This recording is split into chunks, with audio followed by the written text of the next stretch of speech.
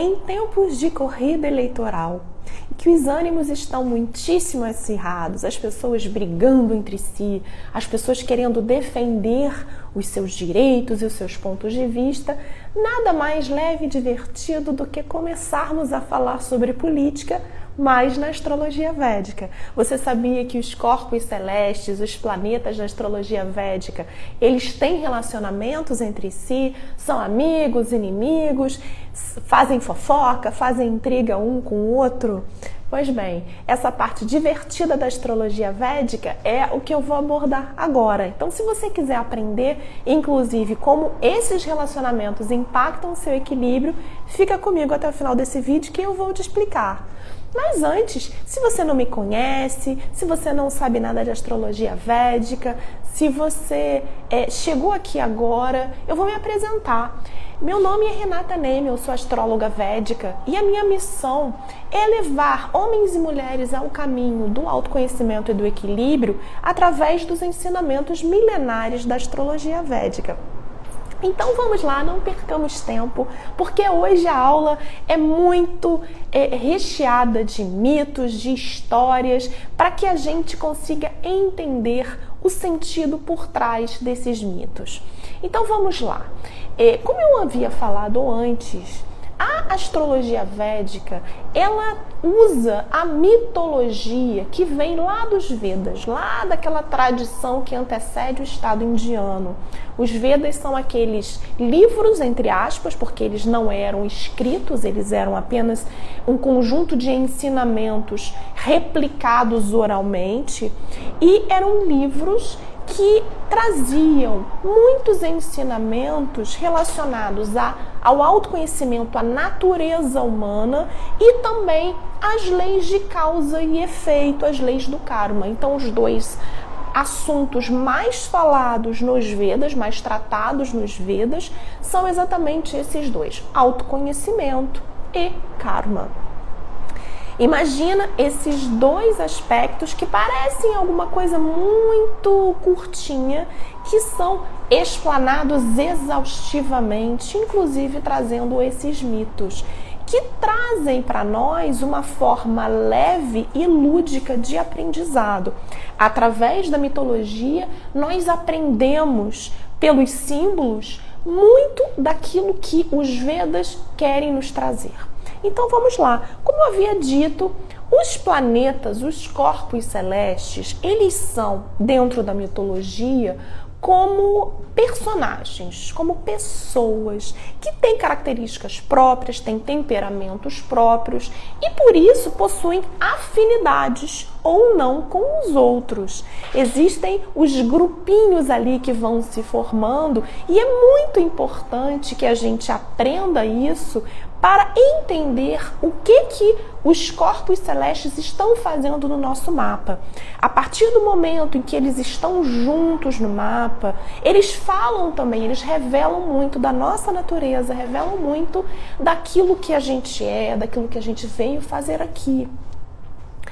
Então, por exemplo, quando a gente aprende os planetas, na astrologia védica, aprende sobre planetas, aprende sobre corpos celestes, a gente naturalmente aprende também esses relacionamentos.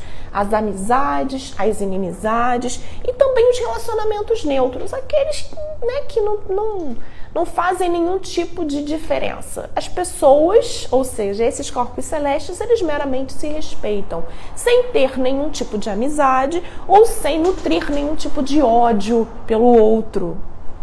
Então, por exemplo, essa é a parte mais divertida, né? Eu vou falar aqui de alguns mitos, vou contar algumas historinhas. Primeiro sobre os inimigos. Porque quando a gente conta as histórias, a gente começa a entender muito bem o que eles vieram fazer no nosso mapa e que tipo de desequilíbrio que eles trazem para nós. Então eu vou primeiro contar o mito referente ao Sol e a Saturno. Sol e Saturno são inimigos na astrologia védica e eles podem causar muitos problemas. Então vamos lá. Por exemplo, vamos começar lá atrás. com uma jovenzinha chamada Sanjana. Sanjana era uma jovenzinha que idolatrava o sol, achava o sol a coisa mais linda, aquela fonte de luz, de calor, aquela estrela linda, maravilhosa. O sol é chamado de Surya na astrologia védica. Então Sanjana ficava olhando para o céu, olhando para o sol e nutrindo aquele amor. Quando Sanjana atingiu a idade para o casamento, foram feitos os arranjos para que ela se casasse com Surya. Imagina a tamanha felicidade de Sanjana ao se casar com aquele ser amado. E o casamento transcorreu com muita tranquilidade, com felicidade, mas ao longo do tempo, Sanjana, ela foi se exaurindo, ela foi se cansando. Porque o sol, ele é muito quente. O sol, ele é muito luminoso. Então imagina você ficar ali naquele sol escaldante, sol de meio-dia, de um país tropical, durante tempos e tempos e tempos e tempos, sem nenhum tipo de descanso. Aquilo queima a pele, cega os olhos, traz sudorese, traz um excesso de calor. Então Sanjana estava um pouco cansada dessa convivência muito próxima com Surya. Ela já não aguentava mais, ela queria férias conjugais. Sanjana então resolveu, mas ela imaginava que Surya não ia suportar nenhum tipo de relativização ali daquela luz, daquele calor. Então Sanjana resolveu tirar umas férias conjugais, mas claro que Surya não ia aceitar isso. O que Sanjana resolveu fazer? Ela resolveu então criar uma réplica dela, um clone dela.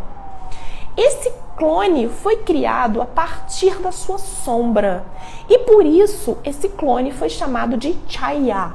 Chaya em sânscrito significa sombra. Então Sanjana então criou aquela réplica perfeita dela, a sombra dela, Chaya, e Sanjana então estava livre para sair, para passear, para ter um pouco de refresco daquela convivência tão intensa. Sanjana foi embora, deu um pulinho lá na casa do pai, foi visitar o pai, enfim, e por lá ficou por um tempo. Enquanto isso, Chaya assumiu o posto que lhe foi conferido, né, de esposa de Surya. Surya não notou absolutamente nada. Surya não notou nenhum tipo de diferença, afinal, Chaya era exatamente a réplica de Sanjana. Chaya, então, continuou vivendo com Surya, continuou se deitando com Surya, e dali nasceram alguns filhos. Sanjana teve com Surya alguns filhos e agora Chaya teve outros filhos também. Um dos filhos de Chaya foi justamente Shani, ou seja, Saturno. Então, Saturno é filho do Sol, ou seja, de Surya, com Chaya, com a sombra de Sanjana. Existem várias versões desse mito. Esse mito é recheado de detalhes, mas aqui a gente não vai ter tempo de contar exatamente todos esses detalhes, porque eu ainda quero trazer outros mitos interessantes para você.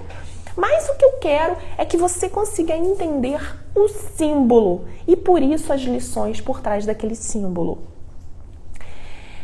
Quando Shani nasceu, Shani era um rapazinho escuro, era um rapazinho sombrio. Surya, ao olhar para aquele rapazinho, achou estranho. Poxa, um filho meu que não tem luz, um filho meu que não tem o meu brilho, isso está estranho. E aí, Surya então pressionou Chaya. E Chaya contou tudo, contou toda a história. Contou que Sanjana havia deixado o lar para passear, que havia trazido a sua sombra para ficar em seu lugar, e Surya ficou então furioso. Ao mesmo tempo, Sanjana, quando estava na casa do pai, foi aconselhada a retornar para o seu lar. O pai não aceitou esse tipo de férias conjugais. E então, Sanjana, é muito nome, Sanjana então foi aconselhada a voltar para casa. Sanjana efetivamente retornou para casa e eles continuaram vivendo ali, felizes e tendo inclusive outros filhos.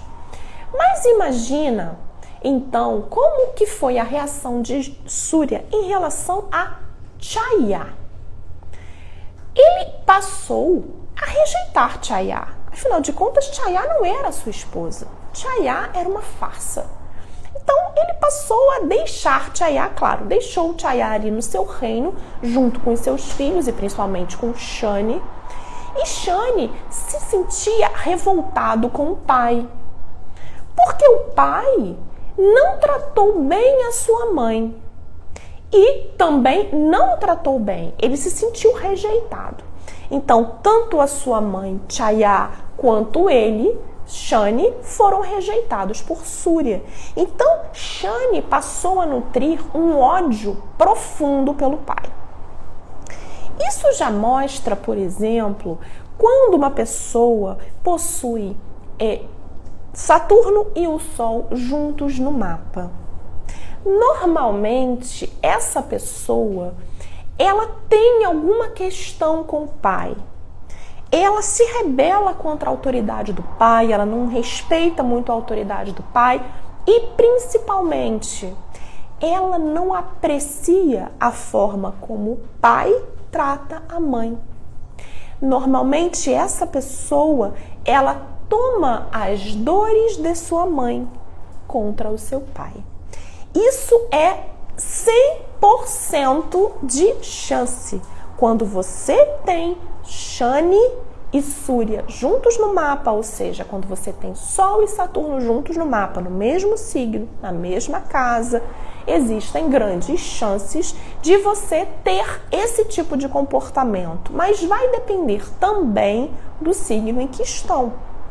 Se a gente está falando de um signo em que o Sol está forte, consequentemente Saturno está mais fraco, então essa revolta ela fica um pouquinho mais amenizada. Mas sempre existe esse tipo de movimento entre o filho e o pai, ou a filha e o pai, tá? Então, esse foi o primeiro mito, que já indica algumas questões no nosso mapa. Então, por exemplo, além dessa situação de Sol e Shani, Sol e Saturno juntos no mapa, existem também as situações em que Saturno está no signo regido pelo Sol, que é em Leão. Ele não fica bem. Ele tem alguma questão ali relacionada com o pai, com a autoridade. Então, percebe como é importante a gente aprender essas questões relativas a amizades e inimizades, porque a gente consegue começar a raciocinar de forma leve. Você não precisa decorar nada. Você lembra daquele mito e você automaticamente, fixando essas lições, você vai automaticamente entender o que um planeta num outro signo, né, no signo do seu inimigo, pode trazer de consequência. Agora nós vamos para um segundo mito. Vamos agora falar da Lua, de Júpiter e de Mercúrio. Vamos lá. Júpiter, o nosso guru, chamado de Brihaspati. Eu falo nosso guru porque é um outro nome, tá? Guru, em sânscrito, significa mestre, aquele que dissipa a escuridão. Então, Júpiter, ele tem os nomes cada planeta tem vários nomes em sânscrito, mas ele tem os nomes principais de Guru e Brihaspati. Aqui eu vou usar mais Brihaspati, tá?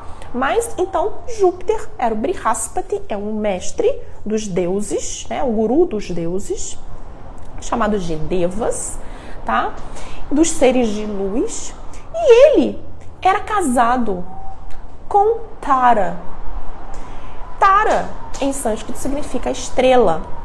Então, Brihaspati era casado com Tara. Mas, certa vez, Tara conheceu Chandra, conheceu a lua e se encantou com a lua. Quem não se encanta com aquele ser lindo, maravilhoso, prateado, pleno, que traz aquela luz que nos acalma à noite? Então, a lua, chamado de Chandra, tá? Todos os planetas, eles são personagens masculinas. Então, a lua apesar de ter esse nome feminino, né, de lua aqui entre nós, mas na mitologia védica ela assume o nome de Chandra, que é um homem, um rapaz muito bonito, muito sedutor, muito brilhante, prateado, reluzente. Então, Chandra era lindíssimo e encantou minto, vamos mudar de mito. Encantou Tara. Tara, então, acabou se apaixonando por Chandra e Chandra também se apaixonou por Tara. Tara, então, fugiu de casa com o amante. Chandra. Imagina como ficou Brihaspati, como ficaram os discípulos de Brihaspati, como ficou aquele grupo ali que convivia com Brihaspati. Todos ficaram impressionados. Meu Deus, mas Tara não pode fazer isso com o guru? Tara precisa voltar para casa, ela está violando algumas questões éticas, ela precisa voltar. Então, todos os esforços foram feitos para que Tara voltasse para casa. Mas antes disso, ela conviveu durante um tempo com Chandra. Viveu noites de prazer com Chandra, encantada com aquele homem lindo, maravilhoso, e Chandra também encantado com aquela estrela linda, maravilhosa, e os dois viveram momentos de muito amor. E Tara engravidou de Chandra. Mas depois, com muita insistência de Brihaspati, de todos ali, Tara chegou à conclusão de que realmente ela não estava sendo leal, ela havia feito um juramento para o seu marido, ela não podia sair para essa aventura. Então, Chandra incentivou-a também a voltar para casa, ela deixou Chandra e voltou para Brihaspati, mas ela já estava grávida. Quando ela deu à luz, nasceu Mercúrio, Buda. Buda é filho de Tara com Chandra, com a lua. Mercúrio, mas quem o criou foi Brihaspati. Mercúrio, depois, quando se deu conta de tudo o que aconteceu, Mercúrio criou uma profunda mágoa em relação ao seu pai Chandra. Porque Mercúrio, ele não gostou do fato de Chandra ter exposto assim sua mãe. Ele faltou com a ética, ele não podia nunca ter incentivado que ela deixasse o seu lar conjugal para ir viver uma aventura. E ele mesmo, Chandra, acabou não bancando, porque ele mesmo, Chandra, havia aconselhado Tara a voltar para casa, a voltar para o seu marido. Então, Mercúrio, Buda, é filho da lua, é filho de Chandra, mas ele possui um problema sério com seu pai. É outro também que não gosta muito do seu pai. Então, nós aqui, quando vemos a lua próxima de Mercúrio, a gente pode ver algumas questões ali. Agora, essa mágoa que Mercúrio tem da lua, que Buda tem de Chandra, não é compartilhada, não vem do outro lado. Chandra ama o seu filho. Chandra ama Mercúrio, ama Buda. Chandra não tem nenhuma razão para rejeitar o filho, muito pelo contrário, aquele menino brilhante também é igualmente brilhante como pai. É bonito como pai, é vivo, é inteligente como pai. Chandra não tem nenhuma razão para odiar o filho, muito pelo contrário, ele ama o filho, mas o filho ficou com receio desse pai. Isso mostra muito da natureza desses dois planetas. A Lua, ela representa a mente como um todo. tanto o nosso lado racional quanto o nosso lado emocional, a nossa intuição, as nossas emoções, as nossas memórias, tudo isso. A Lua tem muita relação com as nossas emoções, com o lado emocional, com as nossas necessidades emocionais. E o que é emocional não é muito racionalizável, se é que essa palavra existe, não é verdade? Já Mercúrio, Buda, ele representa o lado intelectual da mente. Ele é uma parte da mente. Por isso que ele é filho de Chandra. Ele é filho da mente. Ele é filho dessa mente como um todo. A Lua é essa mente como um todo. Enquanto o Mercúrio, Buda, ele representa uma partezinha só dessa mente. Aí, Mercúrio ele tende a intelectualizar, a racionalizar absolutamente tudo.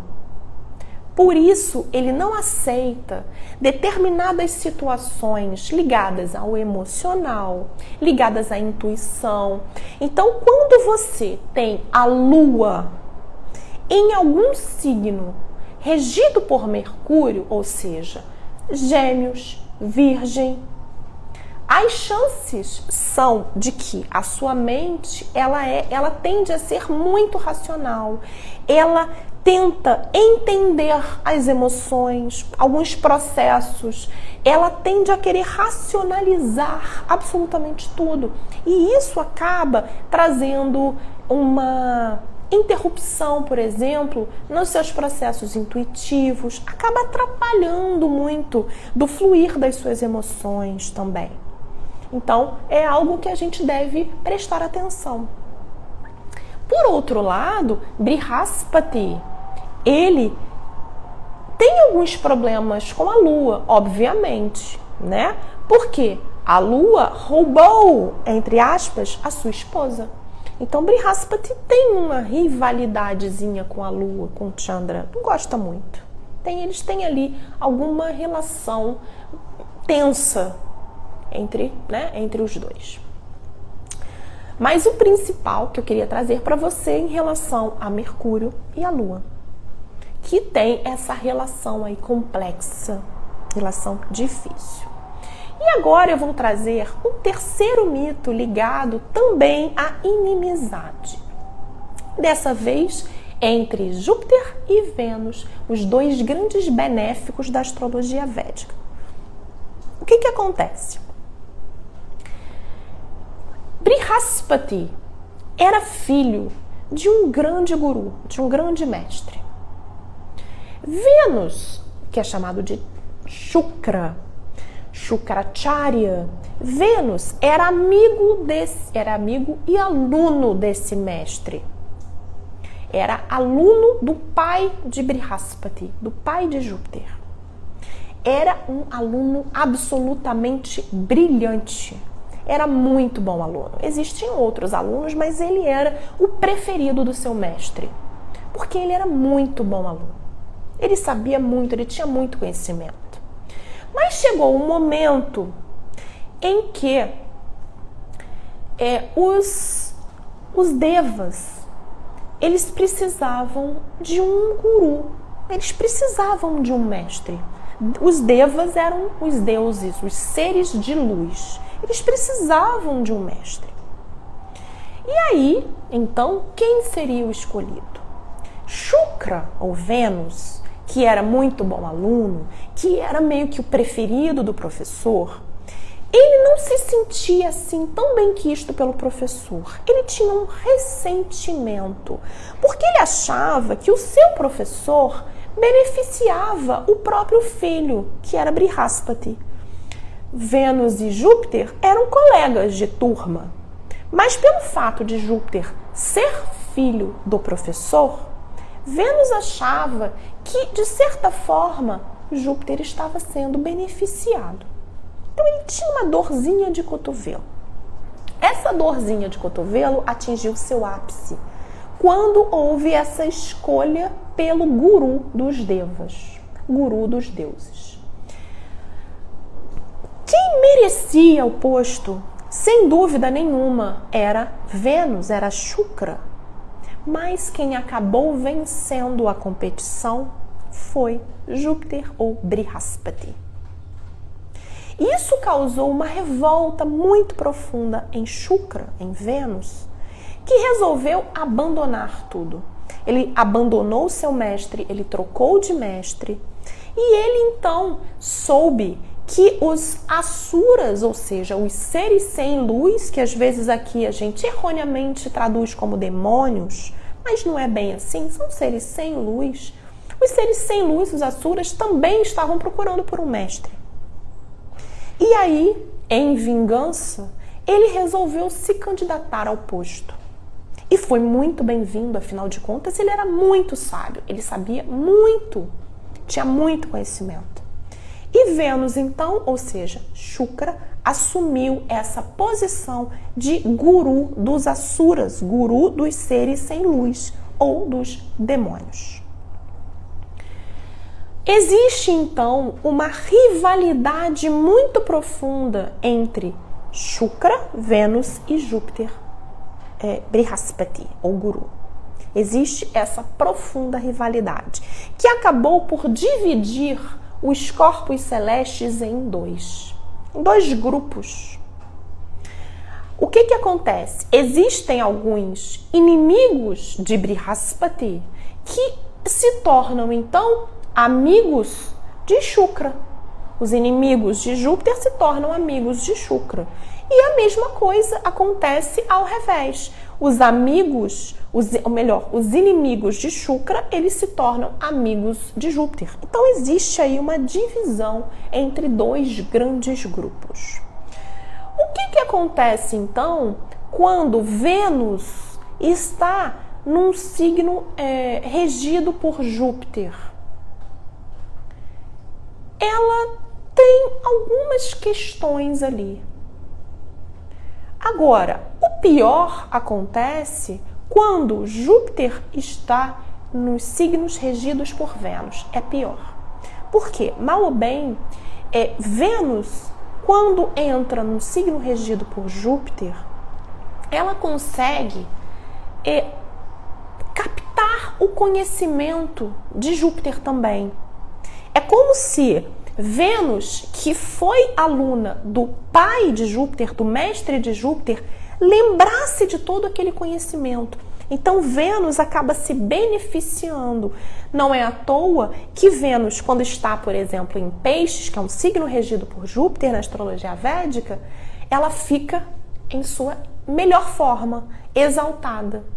Ela pega as características de Júpiter, de sabedoria, de compaixão, e ela se eleva.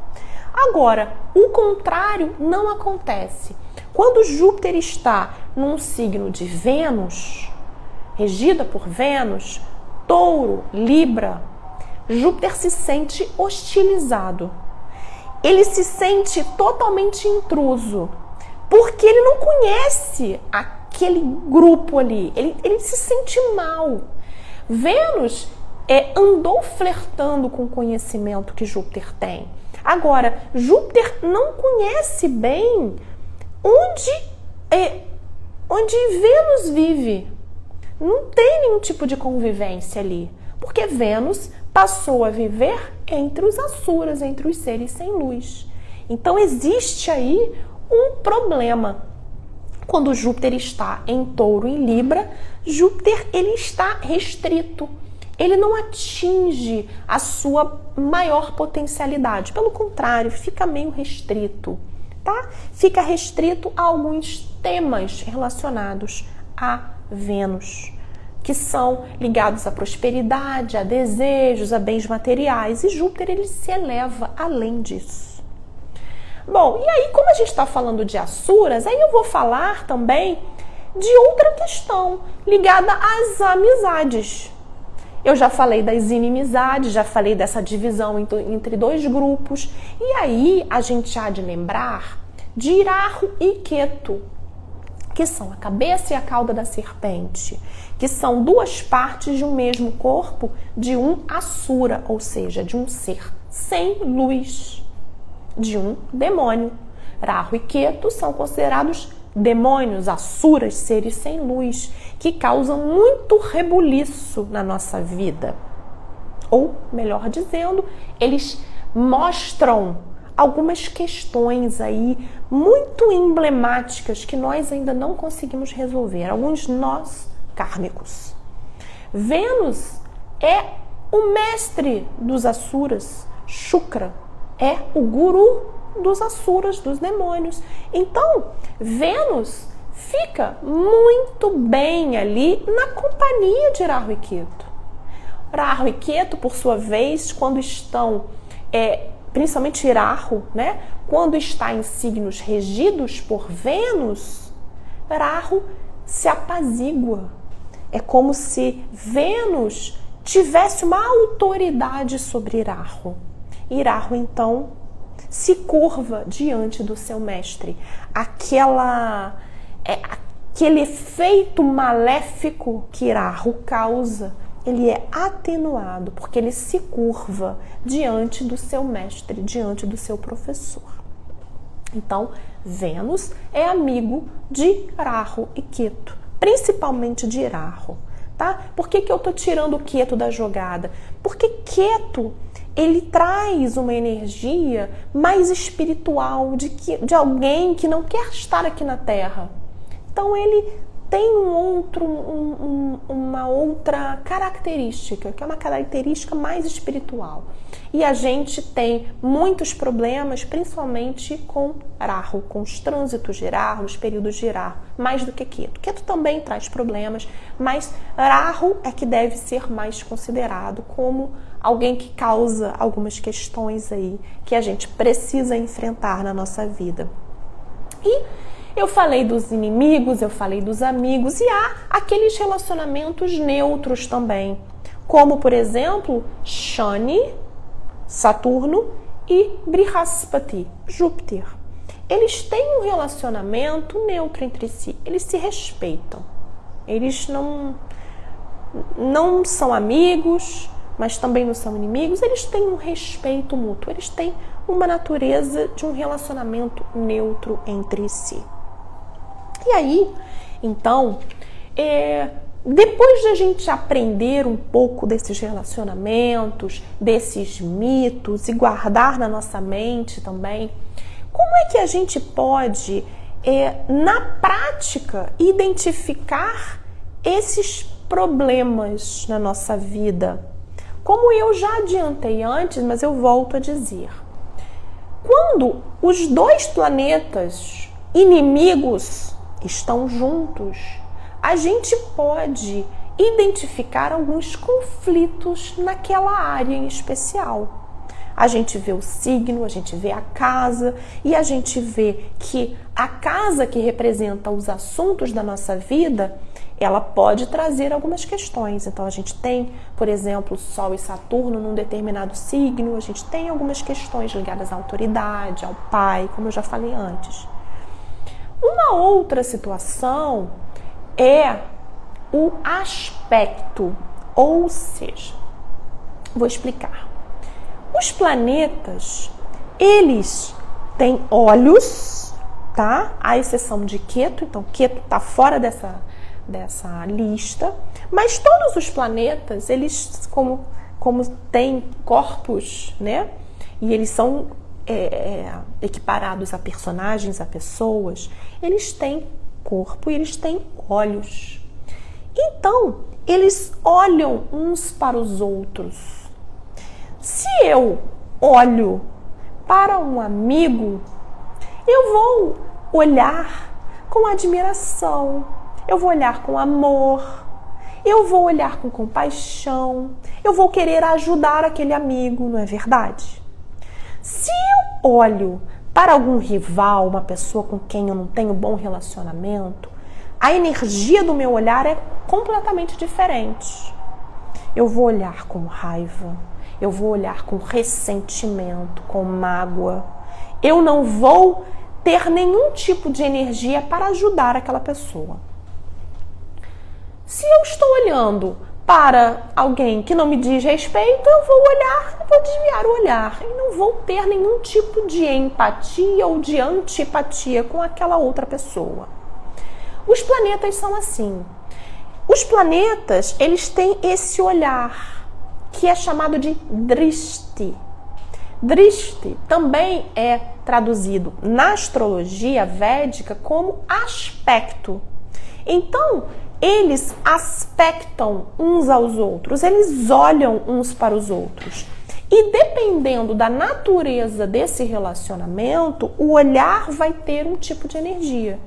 Então, eu falei, por exemplo, de dois planetas quando estão juntos. E quando eles estão opostos um ao outro, um na frente do outro, exatamente é o que acontece. Eu estou olhando para você, você está olhando para mim. Que tipo de energia eu estou emanando para você?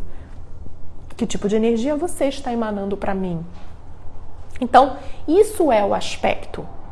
E aí, quando a gente aprende as regras dos aspectos, dos olhares entre os planetas, a gente também consegue entender como que é a influência desse planeta em relação ao outro. Essa é uma segunda forma de a gente identificar essa energia no mapa. E uma terceira forma é a gente saber que cada signo é regido por um planeta. E a gente, então, sabendo qual é o signo que é regido por aquele planeta, a gente, então, começa a entender o planeta e o relacionamento dele com o regente daquele signo. Vou dar um exemplo para você. Vamos dizer que eu tenha Vênus em Capricórnio. Capricórnio é regido por Saturno. Como é o relacionamento entre Vênus e Saturno? É bom. Eles têm algum tipo de inimizade? Não. Então, a minha Vênus, ela não terá maiores problemas estando ali em Capricórnio. Agora, vamos lá, como eu já falei, um exemplo. Júpiter está em Touro. Qual é o planeta que rege Touro? É Vênus. Como é o relacionamento entre Júpiter e Vênus? Péssimo. Como é que fica Júpiter no signo regido por Vênus? Não fica bem. Ele se sente restrito. Então, a gente já começa a identificar algumas questões que precisam ser trabalhadas naquele assunto. Entende? Como é importante a gente compreender qual é a natureza do relacionamento entre os planetas? E se a gente for estudar mitologia, se a gente começar a adentrar esse mundo maravilhoso dos mitos, das historinhas, eu não sei você, mas eu amo mitologia desde muito, muito, muito pequena. Eu tive a bênção de ter um avô que amava mitologia e conhecia a mitologia com profundidade. Então, as historinhas de criança que eu recebi para dormir eram mitológicas. Olha que bênção. Então, eu guardei muito da mitologia por conta desse meu passado. Mas a gente não precisa ter essa bênção de ter um avô maravilhoso, culto, que conta historinhas de mitologia pra gente. A gente pode procurar livros, procurar cursos para entender melhor. É uma forma lúdica de se aprender. Às vezes você está cansado, está cansada e quer aprender alguma outra coisa, mas quer ler alguma coisa divertida, mas que de certa forma vai te acrescentar. Vai ler alguma coisa sobre mitologia védica. Você, ao mesmo tempo que vai estar enriquecendo a sua cultura, vai estar trazendo algo divertido para você e vai estar aprendendo astrologia védica, vai estar aprendendo Vedanta, que é o estudo dessas questões filosóficas relacionadas à tradição védica, muito ligadas também ao karma e autoconhecimento, é o estudo das Upanishads, que são aquelas escrituras que estão lá no finalzinho dos Vedas. Aquelas lições que estão no finalzinho dos Vedas. Bom, então, eram essas as mensagens que eu queria passar para você. Como é que a gente consegue identificar esses pontos de desequilíbrio no nosso mapa para que, então, nós possamos nos debruçar sobre esses pontos e nos equilibrar. E entender o relacionamento entre os planetas e depois a gente enxergar o nosso mapa com esses olhos, fica muito mais fácil de a gente buscar o equilíbrio, conhecendo esses pontos de desequilíbrio, tá bom? Agora eu vou aqui perguntar para o pessoal que está me acompanhando até aqui se tem alguma pergunta. Acho que ninguém tem nenhum tipo de pergunta. Então eu vou encerrando por aqui, tá bom? Se vocês quiserem depois comentem, façam alguma pergunta, compartilhem esse vídeo com alguém que tenha interesse por mitologia, tá bom? E vamos até a próxima.